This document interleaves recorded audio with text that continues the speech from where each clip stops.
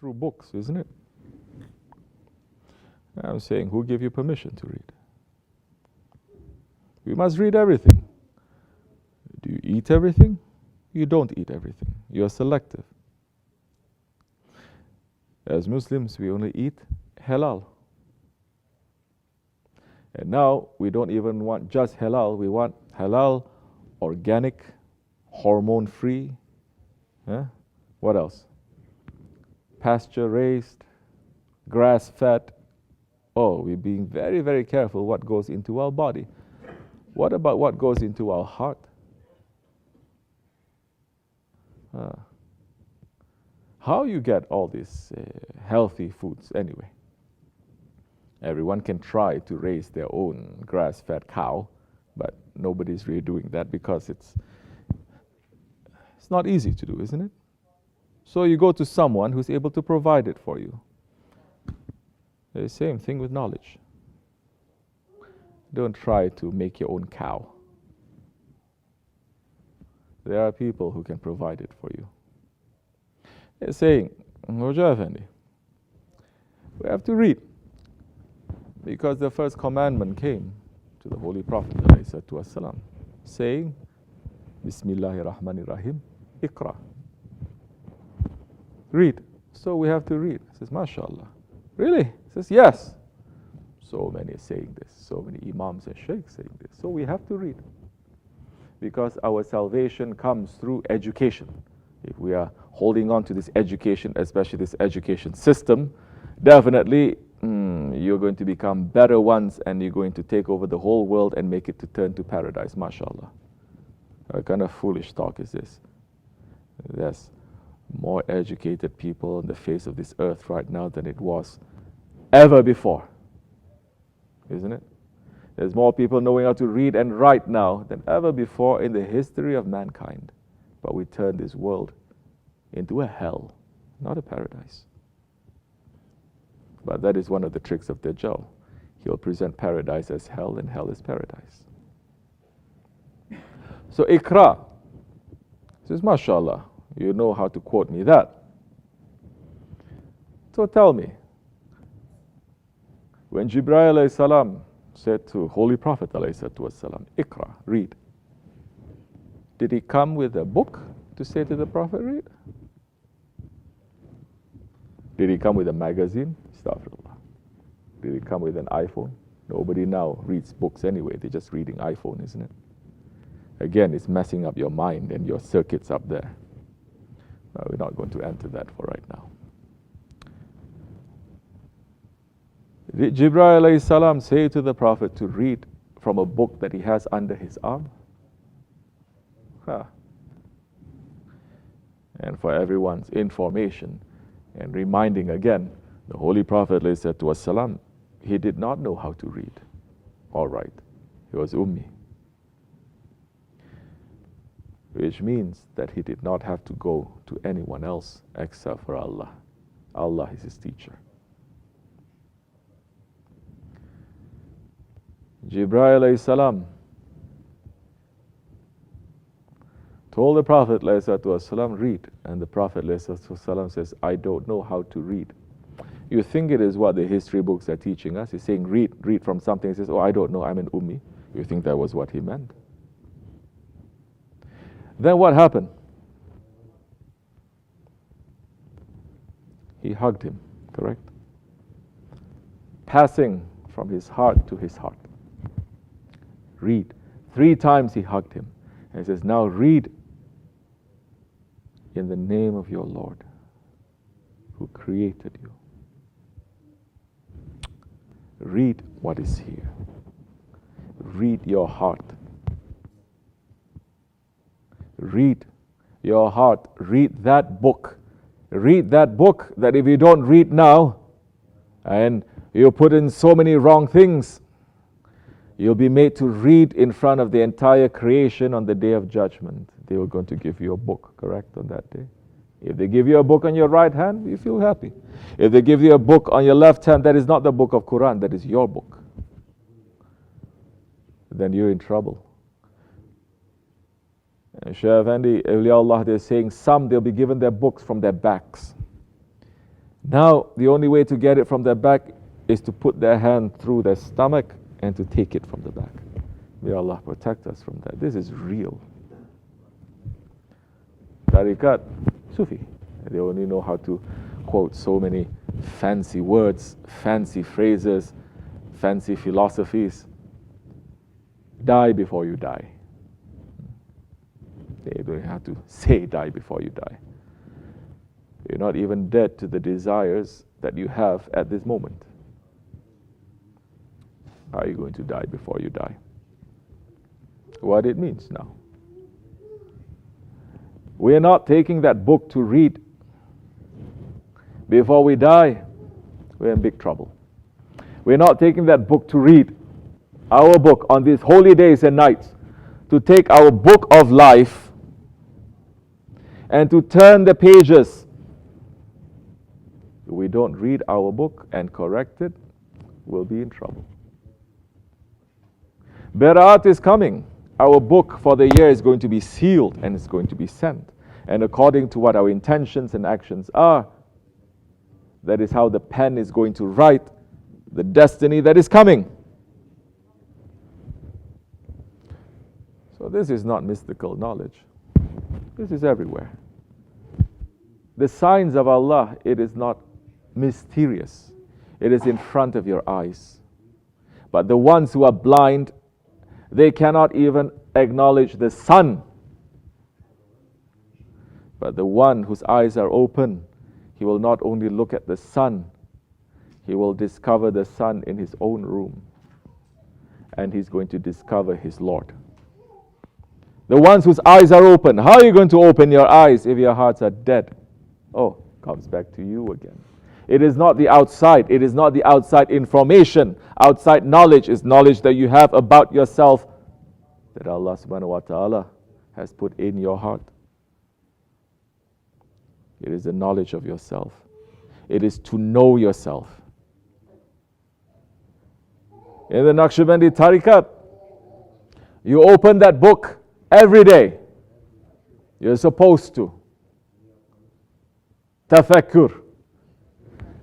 1 hour of meditation, tafakkur, is better than 70 years of voluntary worship. But foolish ones, they are saying, this is boring. This is so basic. We want special, secret salawats. That if you recite one salawat, is like reciting 1 million lakh Quran. We want special du'as that if you recite, then everything is going to be open for you. So what do you want? Oh, you want magic. You want magic, huh? Who is your role model? Which Sahabi? Which Tabi'in? Which awliya that things are open for them because they just discovered some secret dua, secret salawats from Google or Yahoo, and they suddenly became high station. So who is your role model? If your role model, it is the Holy Prophet ﷺ. If your role model, it is the Sahabe Kiram, which it should be, then understand that the Holy Prophet ﷺ said, 1 hour of meditation, it is better than 70 years of worship.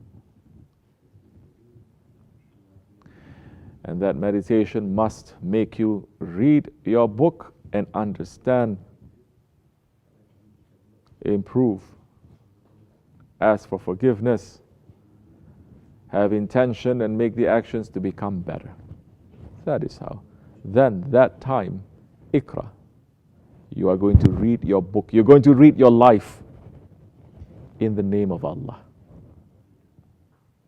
Because you're checking your book and you're saying, did I do this in the name of Allah? It's not just to say Bismillah Rahman, Bismillah, Bismillah, Bismillah. Also, in our way, we have to say Bismillah Rahman Rahim 1,000 times between Fajr and Ishraq. Who is doing that? That is to cover in case we forget to say Bismillah Rahman Rahim for the actions that we're doing throughout the day, every day. Checking our book now. What did I do? Why I did that for? For who? For what reason? Why I say those words? You're putting yourself under a microscope. You are judging yourself. The way that we're going to be judged on Judgment Day. You are judging yourself today. So you look at your book. Whatever that you're doing for the sake of Allah, you must ask and be sincere. That time, you really do not need to know too much. You don't need to read too much because you're reading yourself. And you know what? The one who knows himself, he knows his Lord. And if you know your Lord, can any knowledge be hidden from you? It cannot. Knowledge will be given to you when you need it. When you need it, suddenly you know what to do. Because isn't that a sunnat? Isn't that the Holy Prophet ﷺ, that he is a master of all knowledges? The awliya Allah, in their footsteps, they may not study this knowledge, worldly knowledge, or this kind of other knowledge or philosophy, or they may not know, they may not study, but they understand, and they may ask, and they may say that the one who is an expert at that knowledge, they're going to be tied up completely. They say, I don't know how to respond to this. This person's understanding is way beyond my own understanding, and I've been studying this for years. So the ayats, the signs of Allah, it is everywhere. For the one who can read, you understand? The one who can read, it is everywhere. The one who can read, you see the ayats of Allah in your hand. And then you're going to take that knowledge and you're going to live that knowledge. These days, people don't live the knowledges. Tell me you live your knowledge. You don't live the knowledge that you study in schools. They teach you useless knowledge. Fill it up with so much nonsense. Later, you cannot practice it. You cannot do nothing with it. Waste it. Malayani knowledge. Knowledge that does not concern you, that doesn't give benefit to you. Simple. You don't need that time anyone to tell you, because you are telling yourself, you are reading yourself, and you're being sincere.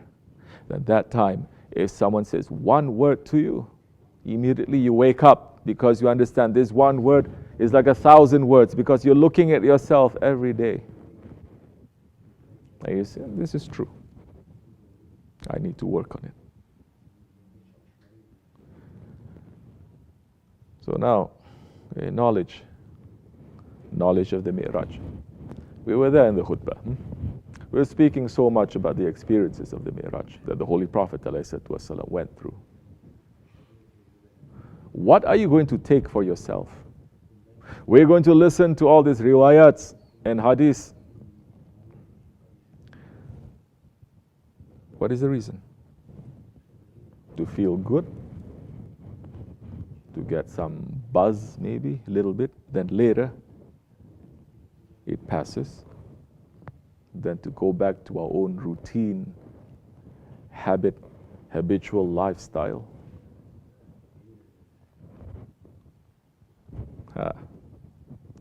What is the Prophet ﷺ? He is a messenger. He is a messenger not only from Allah to us. He is a messenger from us to Allah. Do you understand? So how much of a relationship you're building with your Prophet? How much of a relationship are you building with the ones that he has left behind as his waris, as his inheritors?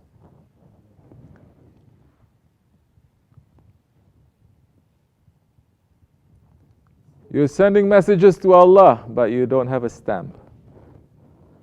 You're sending letters to Allah, but you don't know which address. Simple letter that you want to send, a mail that you want to send from here, say to New Jersey, to just a friend, not a mayor, not a president.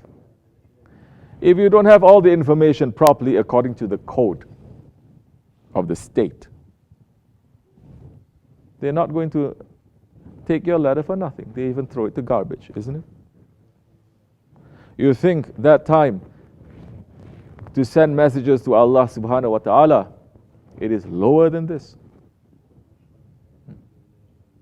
So easy. You just say, Ya Allah, and yes, Allah subhanahu wa ta'ala is saying, if you call me, I will answer. Call like how? The computer can call. A hypocrite can call. A believer calls. A prophet calls. You think all these calls are the same? And you think the response and the reply is going to be the same?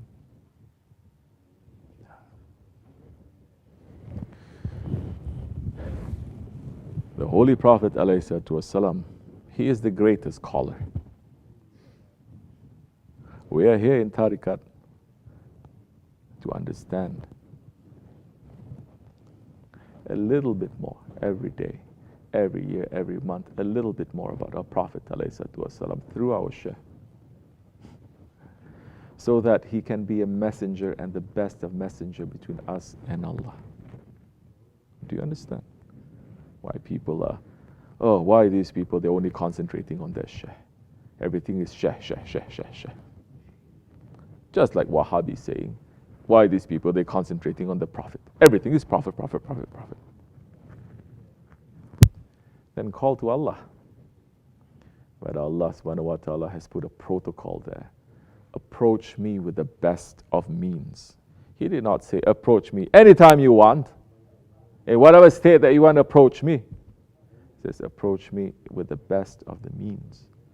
What is our responsibility? What is our intention? What do we want? We just want Allah just to answer prayers that we're asking, just like people, Christmas time, they go to sit on Santa Claus and say, I want this and I want this, give this to me. I've been a good boy, I've been a good girl, so you have to give this to me. That is our relationship with Allah Jalla wa'ala.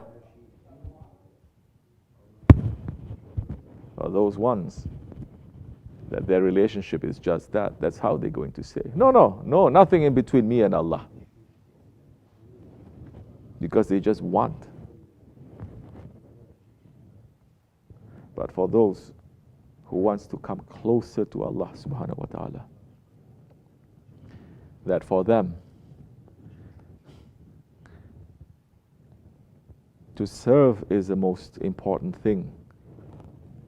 The paradise and the hellfire, that is Allah's decision. That is not our goal. Our goal, our maqsood is to make Allah happy. If Allah's happiness is going to put us in some rough places, so be it. Who are we now to rebel against that? Allah subhanahu wa ta'ala, listen to this carefully now. Allah subhanahu wa ta'ala even sent the Holy Prophet ﷺ to Jahannam, didn't he? I sometimes say these things a little bit out of context to see where people's minds are. And immediately they come to me and they say, how can you speak like that? And you say the Prophet went to Jahannam and that. I said, look, what happened at the Mi'raj? He did. Who are we now to rebel against our Lord?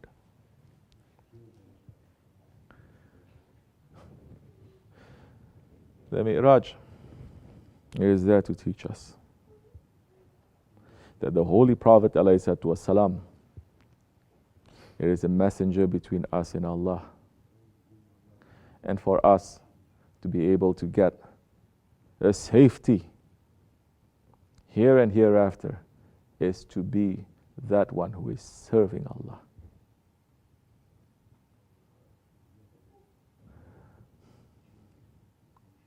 We cannot go through the test that the Prophet ﷺ went. Impossible. We will fail.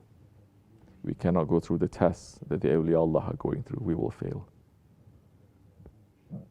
But we have our own tests ahead of us. Every single one of us. And the tests you can only pass if you know the answers. If you study for the answers. You can only pass if you have some discipline You didn't study for the whole year. You didn't have any discipline. At least for one night, you're going to say, I must have the discipline. Isn't it? Couple of hours, I must have that discipline. You cannot escape. I've never heard a person saying, I love the medicine so much, I'm not going to study. I don't need discipline. I just need love. I'm just going to love medicine so much, then the test comes, I'm going to give all the answers, and I'm going to be a doctor. Especially in these days, like I said, so many things are toxic. Love is toxic. You understand? How can it not be? Dajjal is speaking about love 24/7. Isn't it? Look to Hollywood, Bollywood, everyone is talking about love. Love, ashq, pyar, everything. Songs, never ending, always about love. Everything is love. If I said before, if some alien were to just look at popular culture in these days, he would think, without being here in this world, he would think this whole earth is filled with love. This world is paradise because everyone seems to be singing about it, talking about it, listening about it, making everything about love. But this world is a Jahannam. There is so much tyranny in this world. Awliya Allah are sick and tired of it, and they're asking Allah either to remove them or to bring Mahdi alayhi salam soon, because they cannot live in this world anymore. What kind of love? The love, if we have to the ones that the Prophet loves, is going to bring us so much pain. It's going to bring us so much hurt. Who the Prophet ﷺ he loved? Who did he love? Say. Who?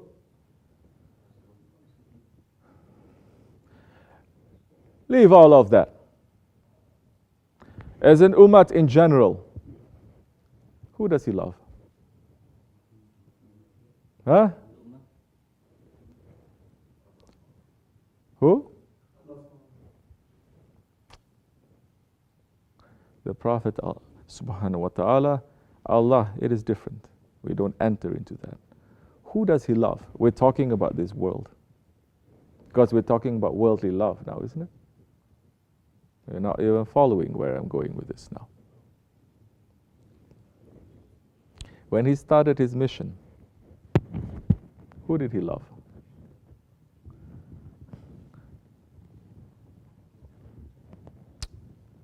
The khutbah is mentioning that. He is loving the orphans, the widows, and those who are under tyranny and they have no right. Correct? Isn't it? He did not come for his family. He did not come for his friends. He did not come but to save the nation, those ones who were oppressed. Isn't it? He loves them. Do we love who he loves? Do we love the orphans and the widows and those ones who are under tyranny? Can we say tyranny ended with the war that ended all wars, World War I? Did we say tyranny ended sometime later in World War II? From World War I until now, every single day there is a battle, there is a conflict, there is a war that is going on in this world from that time until now. Yes, of course, you remove the Khalifa, fire is going to burn this whole world.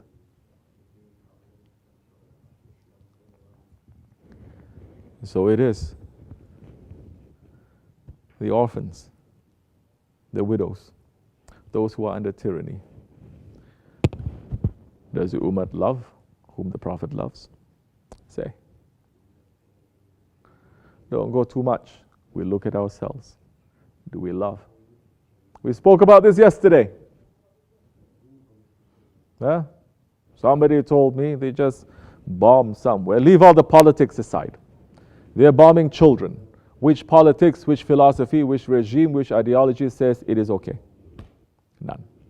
So it is wrong. Let's leave who is at fault, who did this, who did that. That action now. 39 Syrian children, they were bombed.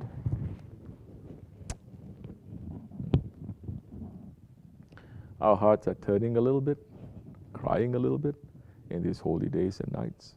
So many Sufis, this is the time where they cut themselves off from all of these things and they just make zikr. Because they want the blessings and they want to be close to Allah. But they completely miss the point, because the Holy Prophet ﷺ, on his Mi'raj, he's calling Ummati, Ummati. In this Mi'raj, who are we calling? Yes, we're calling Nafsi, Nafsi. We are blaming our nafs. Just as we're going to say on the Day of Judgment. So what is going to be on our lips?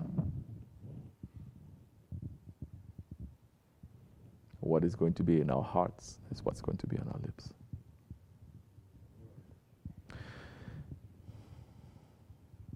So to feel for the Ummah, because Hazrat Mahdi alayhi salam is not going to come for you and me to bring us to higher stations. He's going to come to end this age of tyranny. Are we understanding this age of tyranny? Are we promising Allah every day that in any way, in whatever small way, we're going to end this tyranny? Are we promising Allah subhanahu wa ta'ala that we're going to end the tyranny that we make to ourselves and others? This is the month of Rajab. That is part of the dua of Wali Abbas, isn't it? Dua. People reading dua, that they're reading mantras. Blah, blah, blah, blah, blah, blah, blah, just hoping to get. They're not looking. They're not trying to understand. I'm not talking about knowing Arabic. Abu Jahl knows better Arabic than any one of you, any one of the scholars today. But no single light of faith entered into his heart because of proudness. And proudness has overtaken this ummah completely. The dua of Wali Abbas, asking Allah subhanahu wa ta'ala to forgive us for all the tyranny that we've done to others, to ourselves, to Allah. That's why Hazrat Rabi'a Radawiyah is saying, for every astaghfirullah that we're making, we have to make another astaghfirullah, because it is done in ghaflat. If you just say astaghfirullah, but you don't understand what are you asking forgiveness for? What is the mistake that we have done? When did you do it? Why did you do it? What is causing us to do it, to repeat it? What kind of harm is it causing to others? If we don't understand that, if we don't read our book, that astaghfirullah is done in ghaflat. And we're in need of another astaghfirullah for that. So everything now, it comes back to ourselves.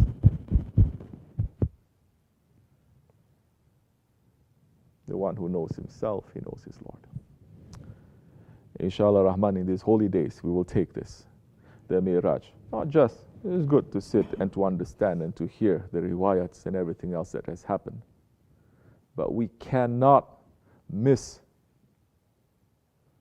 the real teachings and how it's going to benefit us in these days, in these times, today. Otherwise, our religion is just going to become a ritual. It has no bearing on our present mind. It has no bearing on our present state. It is not relevant to what is going to happen in the future. You start separating your life and religion. Once you separate your life from religion, once you separate your spirit from your body, you're dead. Dead hearts we have. This is what we are.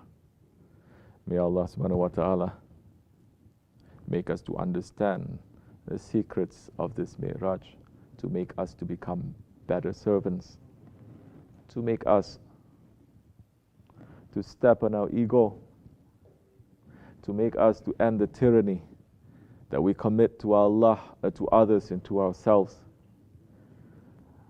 for all this tyranny to end and for justice to come back. Wa min Allahu tawfiq, al-Fatiha. For the sake of the Holy Prophet ﷺ, don't be selfish. Don't just be praying for yourself. Don't just be praying for yourself. Look and feel something. Faith. Faith is when you see something wrong, you correct it with your hands. When you cannot correct it with your hands, you correct it with your tongue. And when you cannot, at least in your heart, you have to say, this is wrong. But that is the lowest level of faith. 2 billion Muslims. The richest people in the world are Muslims. The most educated people in this world are Muslims. We have so much, but we have become so little and so shameful. We cannot do anything. We cannot even correct anything with our heart. And that is the lowest level of faith. May Allah forgive us, inshallah, and make us to become stronger. Fatiha.